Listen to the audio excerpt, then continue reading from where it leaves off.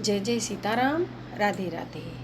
सूतक और पातक में यानी कि जन्मना सूतक और मरना सूतक, सूतक और पातक में लड्डू गोपाल की पूजा पाठ, उनका भोग आदि कैसे करें या करना चाहिए या नहीं करना चाहिए, ये भी एक बड़ा सवाल लोग पूछते हैं।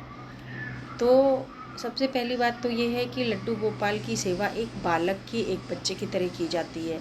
तो एक बच्चे को आप कैसे भूखा रख सकते हैं? अच्छा, बहुत से लोग जो है वो लड्डू गोपाल को किसी दूसरे के घर में शिफ्ट करते हैं। ये भी मेरे हिसाब से उचित नहीं है और किसी के हिसाब से भी उचित नहीं है। क्या आप अपने घर के बच्चे को कहीं और छोड़ेंगे? आपका मन लगेगा उसके बिना कि आपने छोड़ दिया है और वहाँ पे उसको दाना पानी मिल रहा है? भले ही कुछ समय की बात हो, लेकिन लड्डू गोपाल को कभी भी भूखा नहीं रखते, कभी भी उनके सत्कार में, उनकी सेवा में कमी नहीं करते। जब भी सूतक या पातक लगा हो तो व्यक्ति अपना तो भोजन करता है ना, या उसका भी सूतक पातक लग जाता है? वो तो कुछ खाता ही है ना, भूखा तो रह नहीं सकता कोई। पेट देखो ऐसी चीज़ है कि वो कभी नहीं मानता है, पेट का तो उसको अन्न चाहिए। तो मरना सूतक में भी आदमी का होता है कि जब उनका क्रियाकर्म हो गया तो फिर एक सबके घर का अलग नियम होता है, उस हिसाब से भोजन बनता है, फिर भोजन खाया जाता है। लेकिन आप लड्डू गोपाल जी को फलों का, मेवों का, कुछ भी आप उनको घर के बच्चों से या किसी से भी, अगर आप खुद नहीं करना चाह रहे हैं तो आप बच्चों से या किसी से घर में उनको भोजन पानी करा सकते हैं। आप लड्डू गोपाल जी को ऐसे नहीं रख सकते और न ही दूसरों के घर में रखें, खुद के घर में रखें, क्योंकि आपका घर है, आपका बच्चा है वो, जैसे लड्डू गोपाल आपके हो गए। तो आप अपने तरीके से उनको भोजन पानी, उनकी सेवा करिए। वो भी घर के सदस्य हो गए हैं तो उनको भी पता है कि मेरे घर में कोई खुशी वाला सूतक आया है या दुख वाला सूतक आया है। तो उस हिसाब से अगर उनकी सेवा में थोड़ी बहुत कटौती भी होती है तो ईश्वर ईश्वर है, वो ऐसे नाराज़ नहीं होता है।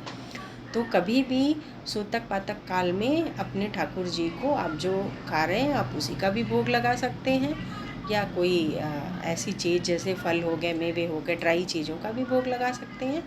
और उनकी सेवा जैसे की जाती है वैसे ही करिए, नहलाना धुलाना या आप जो भी अपने घर में उनकी सेवा करते हैं वो करनी चाहिए। अगर व्यक्ति कोई खुद में सक्षम नहीं है करने में, या किसी प्रकार का अलग तरीके से, जैसे मासिक धर्म है तो उसमें तो नहीं करना है, उसमें तो आप घर के किसी अपने पति से या बच्चों से या घर में किसी और से भी उनको भोग आदि करा सकते हैं।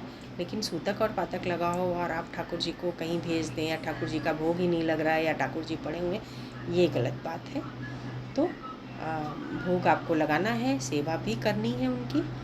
अच्छा, जन्मना जो सूतक है वो तो थोड़ा कम है, क्योंकि एक बच्चा पैदा हुआ है, घर में खुशी का माहौल है।